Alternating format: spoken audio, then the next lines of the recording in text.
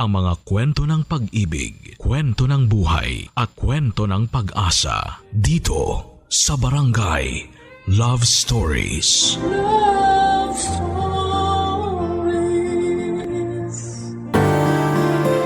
Hindi madaling tanggapin pabalik ang isang taong nang iwan ng walang paalam.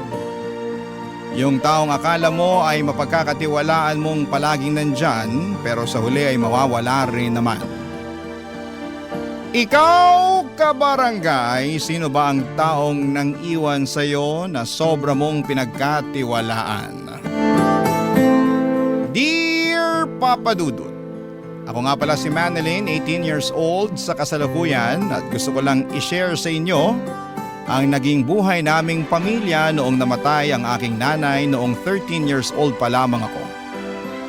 Hindi madaling mawala ng magulang sa murang edad, Papa Dudut. Lalo na kung nanay mo ang nauna. Hindi yun madaling tanggapin ng buong tahanan. Nagkaroon ng malubhang sakit ang nanay ko at wala kaming sapat na pera para idala siya sa ospital. Umasa kami sa mga pinapahid ng lola ko sa kanya. Ang tatay ko naman at ang 17 anyos na kuya ko na si Bert ay panay ang linis ng altar bilang paghingi ng tulong sa Diyos. Pero walang nagawa lahat ng mga efforts namin para mabuhay si nanay. Sobrang sakit at para bang pati kami ay namatay noong pumanaw si nanay. Siya ang nagbibigay ng liwanag at pagmamahal sa aming tahanan. Nagdilim at kumupas na ang lahat pagkatapos niyang lumisan sa mundo. Ang Kuya Bert ko na madalas kong kasama at kakwentuhan noon ay biglang umiwas at lagi na lamang tahimik. Ramdam mo kahit sa malayo ang galit niya. Ang lola ko ay pinipilit magpakatatag sa pagkamatay ng anak niya at para sa aming mga apo niya. At si tatay, ayon, walang ibang ginawa kundi ang ibuhos sa alak at galit ang lahat ng nararamdaman nitong pagluluksa kay Nanay Papa Dudut.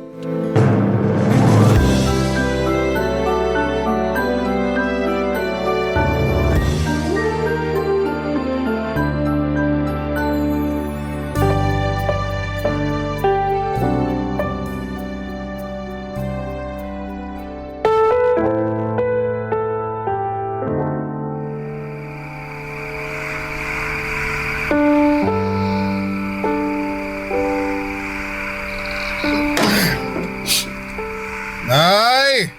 Manilyn! Bert!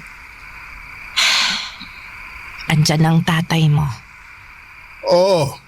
Nandito lang pala kayong maglola sa kwarto eh. Anong ulam? Wala nang natira para sa'yo. Pinakain ko na lahat sa mga anak mo. Langya naman. Ako nagtrabaho para sa ulam na yon, pero ako pa tong naubusan? Eh kung umuwi ka lang sana ng maaga, di sana nakihati ka pa sa mga anak mo kanina. At para sabihin ko sa'yo, pinagkasya ko lang ang kakaunting ulam na yon para sa aming tatlo. Inutang ko pa yun sa karinderya kanina dahil wala ka namang iniwang pera. Eh sa wala nga eh. Anong magagawa ko? Ganon na lang ba yon? Pag wala na, di nagagawa ng paraan. Eh para naman tanga to si nanay oh. Paano pa nga magagawa ng paraan pag wala na? Oy, Manilyn, ipagtimpla mo na nga lang ako ng kape sa kusina. Kung meron mang makukut-kut doon, kahit isang pandesal o bahaw, ibigay mo na sa akin. Opo, tay. Hindi ka aalis dito sa kama, Manilyn. Matulog ka na. Huwag mo naman ako bastusin sa harapan ng bonso ko, Nay.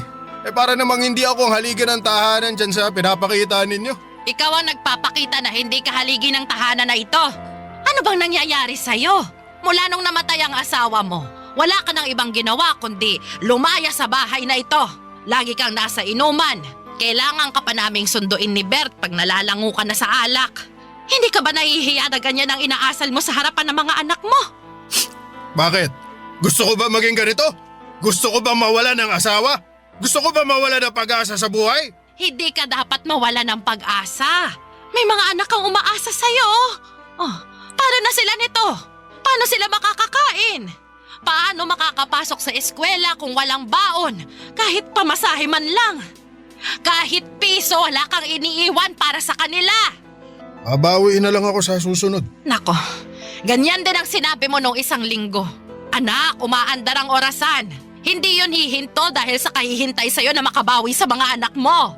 Ano ang magagawa ko? Tinanggal ako dun sa tindahan na pinapasukan ko. Tinanggal? Ano na naman bang ginawa mo? Nagnakaw ako ng isang delata. Gutom na ako nun eh. Hindi ko na napigilan ang sarili ko. Hindi ko naman alam na isusumpong pala ako ng kasamahan ko. Para sa isang delata lang, hindi na sila naawa. Mali pa rin ang magnakaw. Isang delata lang yun, Nay. Hindi yun kawalan sa kanila. Mayayaman yung mga yun, nakakaangat kaysa sa akin. Isang delata lang yun. Pero kung hatakin nila ako palabas ng tindahan, akala mo, bilyon na ang ninakaw ko. Kahit na anak. Ano na, Manilin? Hindi ka pa babangon dyan para ipagtimpla mo ng kape tong tatay mo? Kailangan pa bang kalad ka rin din kita palabas tulad ng ginawa nila sa akin doon sa tindahan? Ano? Sagot! Takot na takot noon ang pakiramdam ko nang pandilatan ako ni tatay ng mga mata niya. Hindi ko alam kung susunod pa ako sa kanya pero tumingin si Lola sa akin at saka tumango. Isang senyales para sumunod na ako sa tatay ko. Pagkalabas ko ng kwarto ay agad na sinarado ni Lola ang pintuan. Pakiramdam ko ay may pag-uusapan silang importante at hindi ko yon pwedeng marinig. Kaya nga siguro ako pinilit ni tatay na magtimpla ng kape ay para hindi ko marinig ang pagkadurog ng pagkalalaki niya dahil hindi na siya matibay na haligi ng aming tahanan. Maayos naman po si tatay noon. Masipag at ginagawa ang lahat para mabuhay kaming pamilya. Kung ano-anong racket ang pinapasukan niya. Parang hindi niya ramdam ang pagod lalo kapag sinasalubong siya ni nanay ng mainit na kape pagka-uwi ng bahay. Si nanay ang nagpapakalma at nagtatanggal ng pagod ni tatay. Kaya naiintindihan ko si tatay kung nandilim ang payapan niyang buhay mula nang namatay si nanay. Pero paano naman kami ni Kuya Bert na mga anak niya? Hindi ba siya gagawa ng paraan para sa amin? Mabaling ang atensyon niya, Papa Dudut.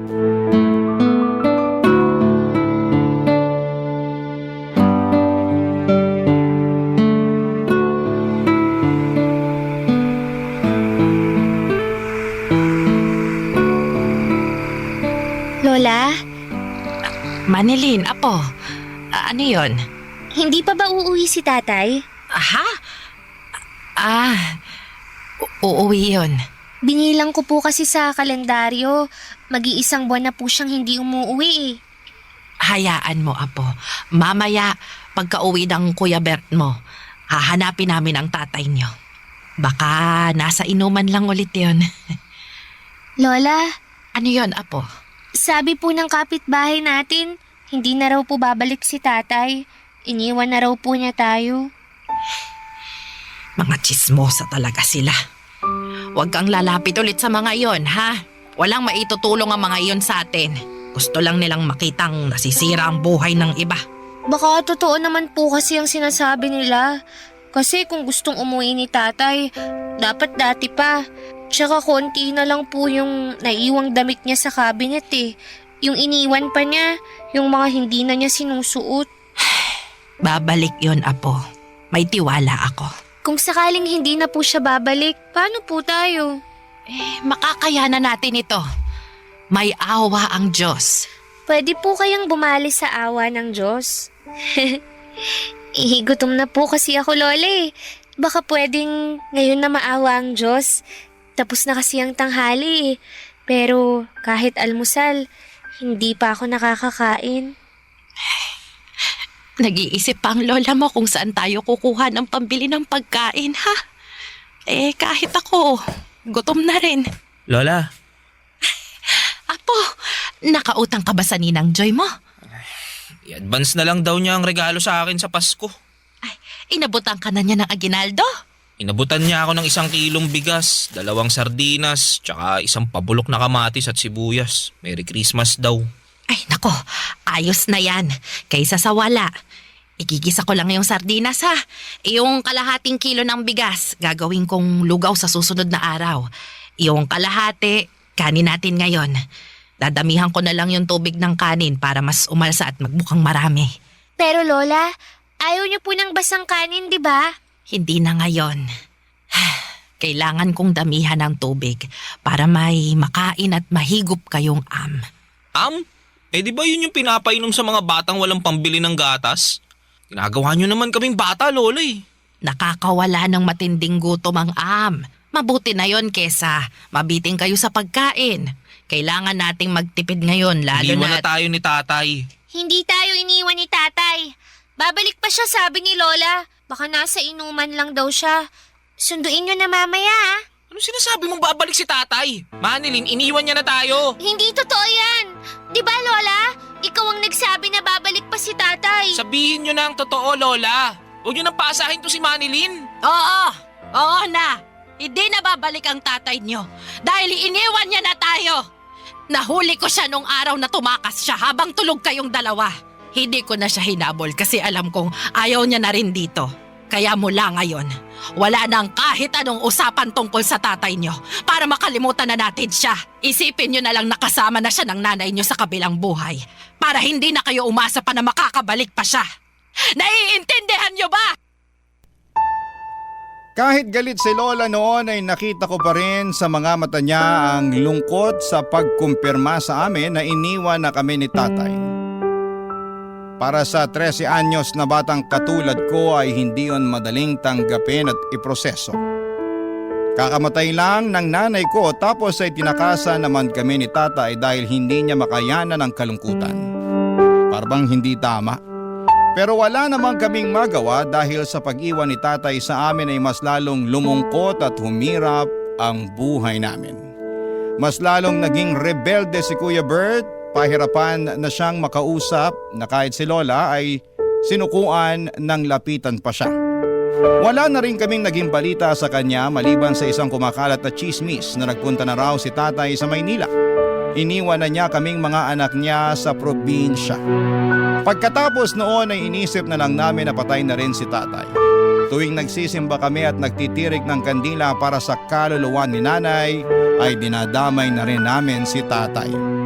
Nagtitirik na rin kami ng kandila para sa kanya para madaya na ang aming mga isipan. Napatay na rin si tatay. Ang hirap namang magluksa sa isang taong buhay pa pero mas piniling huwag magparamdam. Papa Dudut. Barangay Love Stories. Barangay Love Stories. Makalipas ang 2 taon ay nasanay na kaming wala si tatay sa tabi natin. 15 anyos ako noong nagsimula na akong magtrabaho at tagabantay ako ng baby ng teacher ko. Kapalit noon ay siya ang nagpapaaral sa akin. Binibigay na rin niya ang mga tira-tira nilang pagkain para may maiuwi ako sa amin. Paminsan-minsan ay inaabutan ako ng kaunting barya para may maiabot ako kay Lola na panggastos namin sa bahay. Si Lola naman ay namumulot ng mga natapong palay sa kiskisan para meron kaming bigas. Naglalabandera na rin siya sa isang teacher ko, Papa Dudut. Nagtutulungan kami ni Lola para makaraos sa buhay. Maliban kay Kuya Bert. Mula noong inabandona kami ni tatay ay mas tumindi nga ang pagre-rebelde ni Kuya Bert. Halos hindi na ito umuuwi ng bahay. Lagi namin siyang sinusundo ni Lola sa mga pinupuntahan niyang inuman. Dati si Lola at Kuya Bert ang sumusundo kay tatay sa inuman. Pero ngayon, kami na ni Lola ang sumusundo kay Kuya Bert pag wasak na ito sa inuman. Hindi man umiimik at nagreklamo si Lola pero ramdam ko ang kalungkutan niya, Papa Dudut. Kaya hanggat maaari ay hindi ko siya binibigyan ng sama ng loob o masamang balita. Wala akong ibang ginagawa kundi ang protektahan ang nararamdaman ni Lola, Papa Dudut.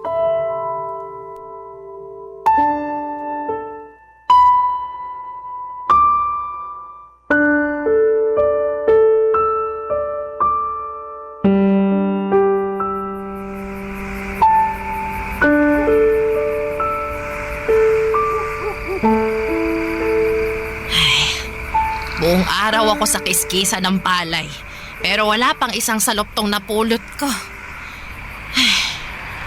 Nakausap mo na ba ang mga guro mo? Wala ba talagang magpapalabas sa kanila?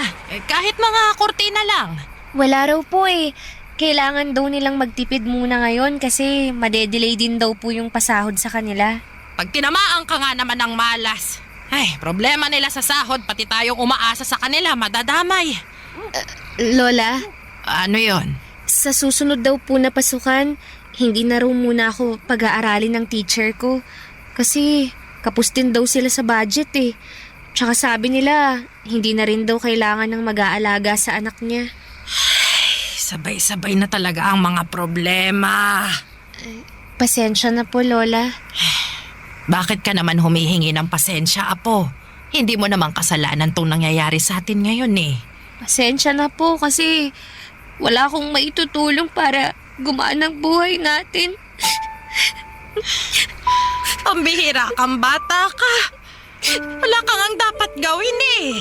15 anyos ka pa lang. Bata ka pa lang at dapat pag-aaral lang ang inaatupag mo. Pero dahil may tatay kang batugan at makasarili, kaya andito ka ngayon sa tabi ko. Kasama kong namomroblema sa gastos. Akala ko po ba hindi na natin babanggitin si tatay? Pasensya ka na, Apo, ha? Nadala lang ako ng emosyon ko eh. Nakokonsensya lang ako na ikaw tong nagdaramdam dahil wala kang maitulong para mabuhay tayo. Hindi mo naman to obligasyon, pero ikaw ang nakakaramdam ng hiya. Ay, kung meron lang sanang hiya ang tatay mo, wala tayo sa ganitong posisyon eh. Paano po kaya kung hanapin natin si tatay? Pumunta tayo ng Maynila. Apo, masyadong malawak ang Maynila. Hindi magiging madali ang paghahanap sa kanya. At hindi biro ang maghanap ng taong ayaw naman magpahanap. Hindi ko pa rin po kasi maintindihan kung bakit kailangan ni tatay na mang-iwan. Naalala mo pa ba yung sinabi ko sa'yo noon tungkol sa paraan ng mga tao para magpakita ng lungkot? Ay, mga tao na kapag tinamaan ng lungkot, bigla na lang mang-iiwan, bigla na lang tatakas. Malungkot din naman tayo, Lola. Pero bakit hindi tayo tumakas? Bakit hindi tayo ang nang iwan? Kasi kabilang tayo sa ibang mga tao na kapag nalulungkot, mas lumalaban. Kaya kahit mahirap, Manilin, lalaban tayo, ha, Apo? May mga araw na hindi tayo makakakain. May mga araw na magtsatsaga na naman tayo sa Pero sa mga araw na yon, samahan mo akong lumaban, ha? Kasi hindi ko makakaya ng lumaban ng mag-isa. Gusto ko kasama kita.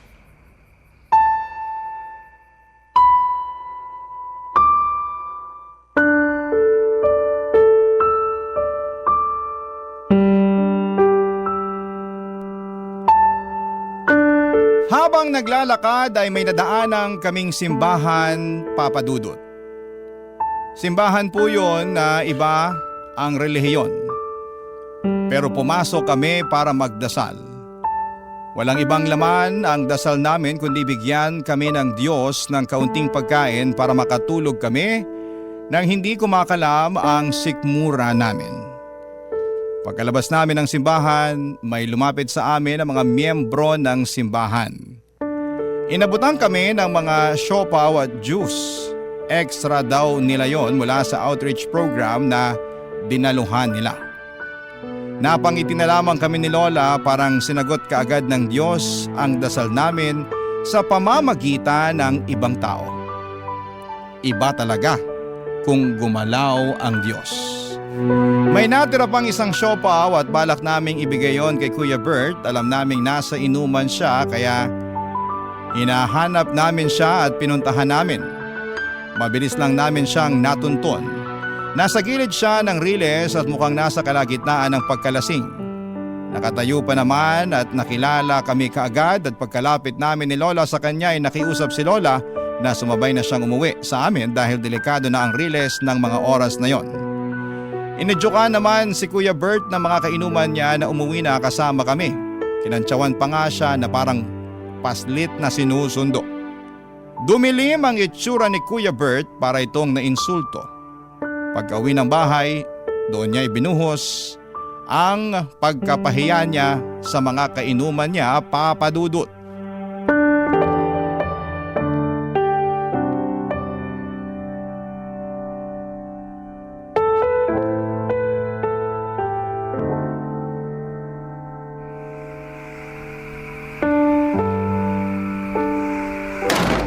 Ayo, masaya na kayo maglola na napauwi niyo na ako. Oo, masaya kami. Kasi makakatulog na kami ng hindi nag-aalala kung saang lupalop ka na naman ng mundo nakarating. Bakit kailangan niyo mag-alala? Eh alam niyo naman kung saan ako mahanap palagi, di ba? Kung saan may alak, nandun ako. Doon niyo ako maaamoy. Naku, ikaw talagang bata. Mabuti pa, Kuya Bert. Matulog ka na para mawala na yung kalasingan mo. Huwag mo nga akong utusan, Manilin ha? Ako kuya mo. Hindi kita inuutusan. Gusto ko lang magpahinga ka para makapagpahinga na rin kami ni Lola. Eh di magpahinga kayo. Kailangan ba may grupang pagpapahinga? Hawa ko ba yung mga talukap niyo sa mata para pigilan kayong matulog? Apo, gusto lang naming makasabay ka magpahinga. Gabi na rin. Nakakahiya sa mga kapitbahay kung madidinig nila tayong nagpapataasan pa ng boses dito. Gusto mo bang maging laman na naman tayo ng usapan dyan sa kanto? Ano ba pakialam nila? Hoy, mga chismoso't pakialamerong mga kapitbahay! Good evening! Kuya Bert, ano ba? Nag-ieskandalo ka na naman eh. Kami na naman ni Lola ang mapapahiya sa ginagawa mo. Alam mo, para kasi nanay nung nabubuhay pa eh. Bungangera ka! Pagtimpla mo na nga lang ako ng kape ko. Abutan mo rin ako ng anumang pwedeng makutgut dun sa kusina. Dali na, Manilin! Alam mo, para kang si tatay. Ano sabi mo? Bert, Manilin, matulog na kayong dalawa, ha? Bukas din hindi nyo na maiisip tong Walang matutulog hanggat hindi ko natuturuan ng leksyon tong si Manilin! Bakit mo ako tuturuan ng leksyon? Eh di ba para yun sa mga nagkakamali? Wala namang mali sa sinabi ko ah. Totoo namang para ka ng si tatay. Basta gulero, lasinggero, walang kwenta! Bastos na bata ka! Bert! Bakit mo sinaktan ang kapatid mo? Manilin, Apo! Apo, ayos ka lang ba? Di lang yan ang aabutin mo, Manilin. Sa susunod na bastusin mo pa ako! Di kita binastos! Nagsabi lang ako ng totoo! Tama na, Manilin. Ha? Parang awa mo na, Apo. Tama na, Apo. Nasasaktan ka ba sa katotohanan, Kuya Bert? Habang tumatagal, kumagaya ka na kay tatay! Wag na wag mo akong ikukumpara sa walang kwenta nating ama, ha? Hindi ako katulad niya! Tama na! Tama na ako! Bawiin mo ang sinabi mo! Hindi! Ayoko! Talagang gusto mong masaktan palalo, ha? Ako na lang ang babawi! Hindi ka katulad ng tatay mo, Bert! Hindi! Kaya tama na! Huwag na kayo magsakit ang magkapatid! Noong nabubuhay pa si nanay, madalas namin siyang kasama ni Kuya Bert sa paglalakad tuwing hapon. Ito ang paraan ni nanay para makausap kami ng kalmado ni Kuya Bert.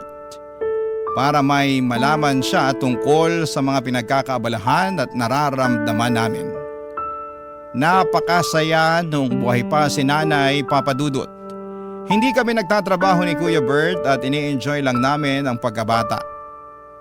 Lagi kami sa bubungan tuwing gabi at sinusubukang bilangin kung gaano karami ang mga bituin sa langit. Pero mula nang namatay si nanay ay hindi na kami umakyat pa ni Kuya Bert sa bubungan. At ewan ko kung bakit parang wala na akong nakikitang bituin sa kalangitan. Parang lagi na lang madilim. Paborito ni Kuya Bert si nanay, kay nanay nagsusumbong si Kuya Bert. Oras na magkausap na silang dalawa ay makikita mo na agad ang ngiti ni Kuya Bert. Pero mula noong namatay si nanay ay hindi ko na ulit nasilayan ang ngiti niya. Mas lalo lang nabaon sa limot ang mga ngiti ni Kuya Bert nang inabandona kami ni tatay. At hindi namin alam ni Lola kung posible pa kaming makapag-alok ng magandang dahilan para maibalik ni Kuya ang dating ngiti niya, Papa Dudut. Barangay Love Stories. Barangay Love Stories. Dumaan ang 3 taon at wala pa rin nagbago sa kalagayan namin ni Lola at Kuya Bert. Kapos pa rin at hindi masaya. Mabuti na lamang talaga at meron kaming sariling bahay. Malit man ang aming bahay na minana pa namin sa lolo namin ay ayos lang. Kung wala ang bahay namin yon ay baka matagal na kaming naging palaboy. At sa paglipas nga ng mga taon ay naging ganap na akong dalaga. 18 at nasa tamang edad na ako para magdesisyon para sa sarili ko. At higit sa lahat ay para makakuha ng trabaho na may totoong pasahod. Sa ika-18 na kaarawan ko nga, imbis na mag-celebrate ng aking debut ay mas pinili kong maghanap ng trabaho sa bayan. Pero wala akong nahanap. Dahil bukod sa hindi ako nakapagtapos ng pag-aaral ay wala rin daw akong masyadong experience sa mga totoong trabaho. Pauwi na sana ako sa amin nang biglang may lumapit sa akin na isang bakla. Isa raw siyang talent manager at inalok niya akong magtrabaho bilang isang modelo sa isang website daw. Wala akong alam at wala akong naiintindihan sa mga sinasabi niya. Hanggang sa pinaliwanag niya na malaki ang kikitain ko kapag nag-post ako ng mga sexy pictures sa website nila. Ang website nila ay tambayan ng mga ibang lahi. Noong una hindi po ako komportable sa trabahong inaalok niya pero noong binulong na niya kung magkano ang kikitain ko sa bawat post ko ng sexy picture, bigla ay parang gusto ko nang sunggaban ang alok nito. Pero kinailangan ko munang sabihin yon sa lola ko, Papa Dudut.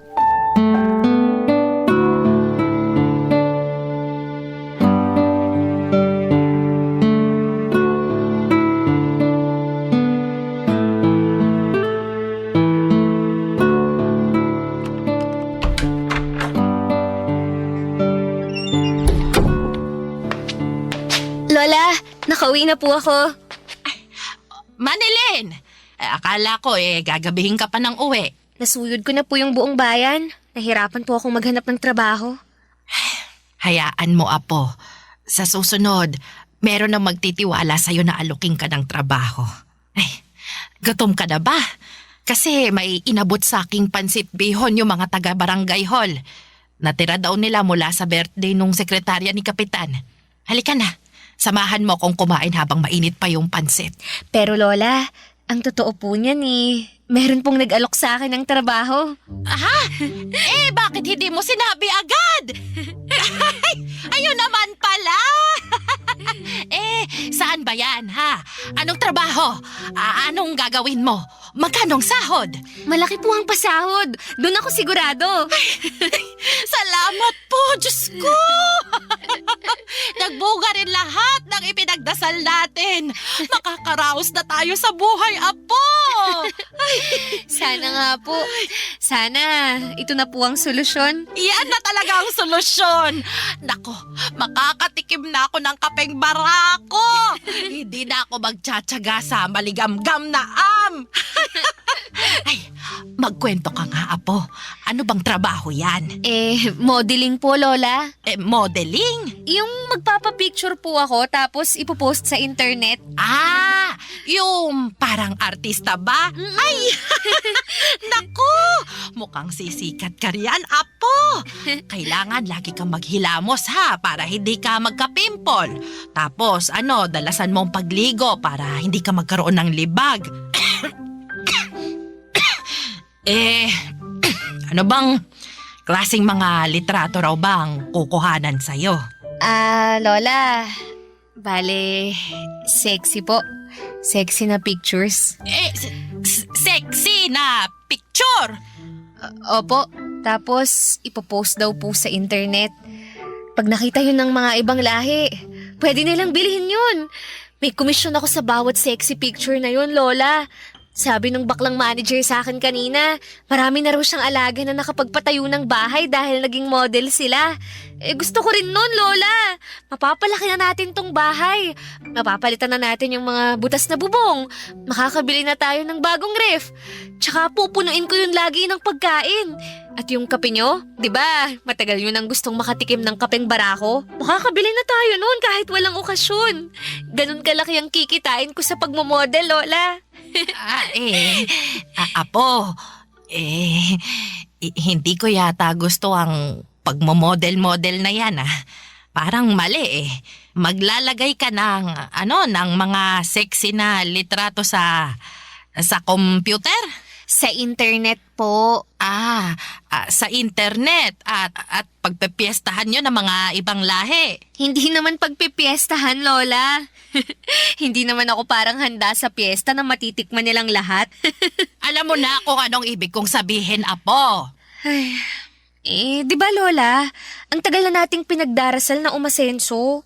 Baka ito na po yung sagot ng Diyos sa mga dasal natin. ito na yung blessing niya para sa atin. Ito yung sagot. Yung magpapakita ka ng katawan mo sa ibang tao.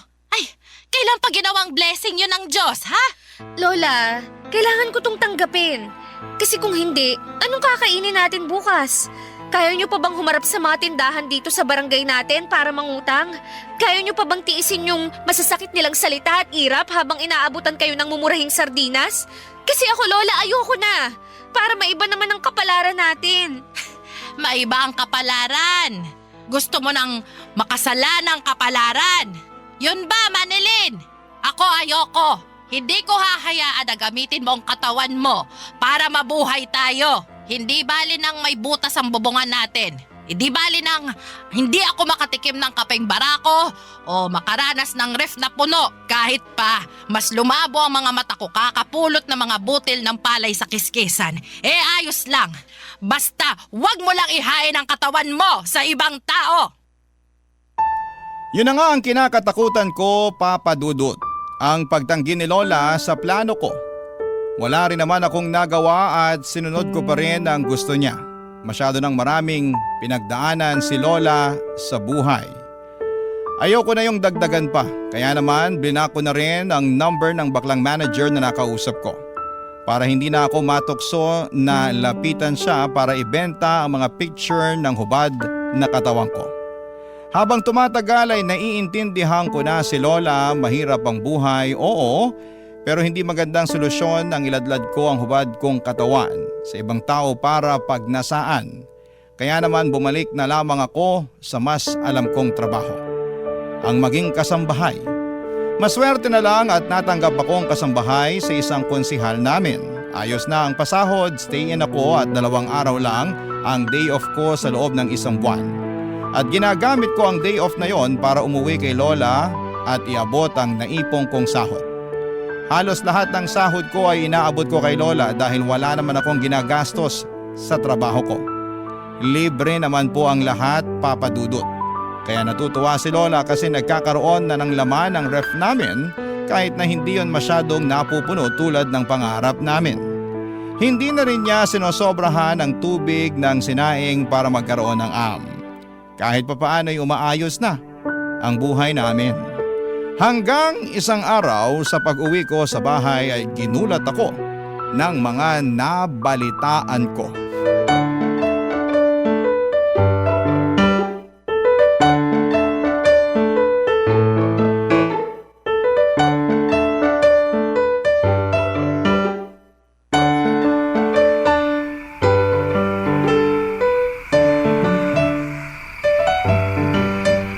Asan nga po pala si Kuya Bert? Tawagin na po natin para sabay-sabay na tayong kumain.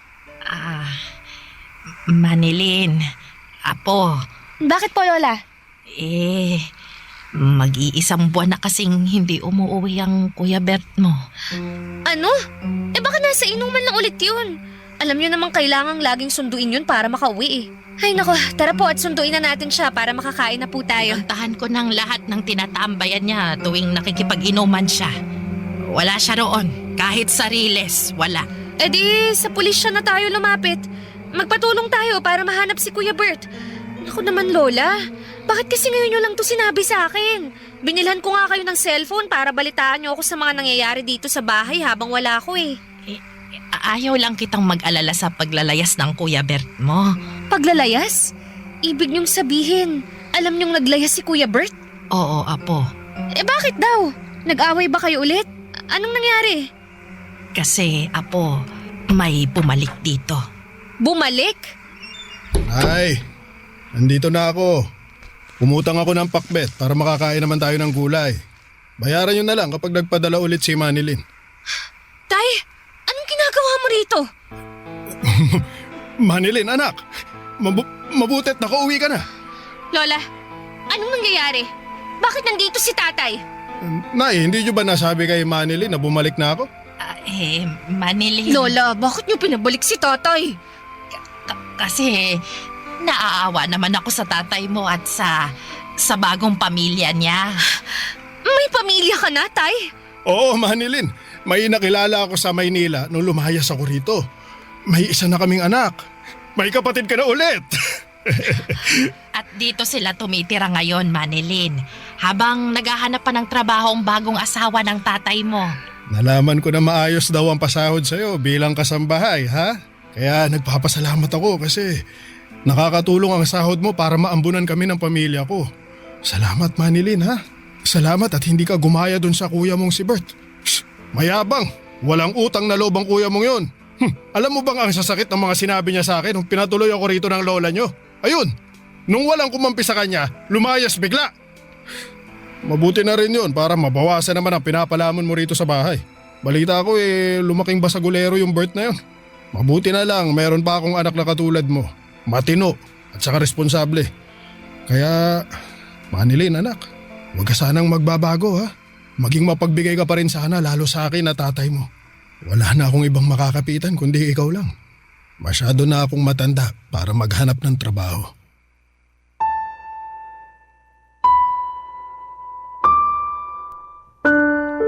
Hindi kagaya ng mga teleseryeng napapanood natin sa telebisyon ay walang naging sigawan at sumbatan.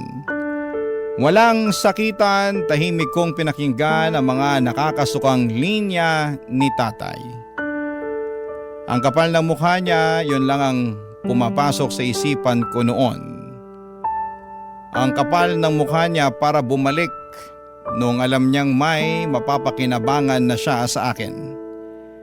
Samantalang nung hirap na hirap kami ni na Lola ay hindi siya nagpakita. Hindi siya nagpakaama. Napansin ni Lola ang pananahimik ko. Alam niya marahil na yon ang paraan ko ng pagpapakita ng kalungkutan. Ang manahimik.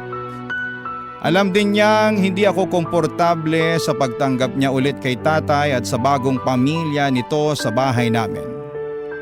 Kinausap niya ako ng masinsinan sa kwarto at inihingi niya ng tawad ang pagdidesisyon niya nang hindi nagsasabi sa akin. Napaiyak na lamang ako. Wala naman akong nagawa, gusto ni Lola na tumira roon si tatay at ang bagong pamilya nito dahil nalulungkot siyang mag-isa lalo't wala na ako roon madalas. Tapos bigla pang nawala si Kuya Bert. Naguguluhan tuloy ako. Kailangan ko na bang tanggapin si tatay pabalik sa buhay namin? Kailangan ko na ba siyang patawarin? Kasi sa totoo lang, hindi ko pa kaya. Tuwing nakikita ko siya ay kumukulo ang dugo ko lalo na kapag naaalala ko kung paano niya kami inabandona noong mga panahon na nagluluksa kami kay nanay at noong mga panahong wala kaming makain. Pero masaya si Lola tuwing kasama si tatay at ang bagong pamilya niya. Hindi ko naman pwedeng ipagkait yon kay Lola lalo't yon ang unang beses na nakarelax na rin siya sa buhay at nakakabawi na rin sa saya. Pero paano naman ako, Papa Dudut?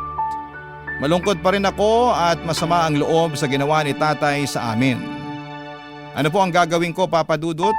Ako nga rin po pala ay ang bumubuhay sa bagong pamilya ni tatay dahil mas pinili na ngayon ni tatay na huwag nang magtrabaho dahil nalaman niya ang sahod ko bilang kasambahay. Naisip niyang kaya naman daw nilang pagkasyahin ang sahod na ibinibigay ko sa kanilang lahat. Ano po ba ang dapat kong gawin, Papa Dudut? Sana po ay matulungan ninyo ako at ng inyong mga tagapakinig. Ang inyong kapuso at kabarangay forever, Manilyn. Nalilito pa rin sa live ang ating kabarangay. Ano kaya ang maipapayo mo sa kanya? Ibahagi mo yan sa ating comment section para mabasa rin niya.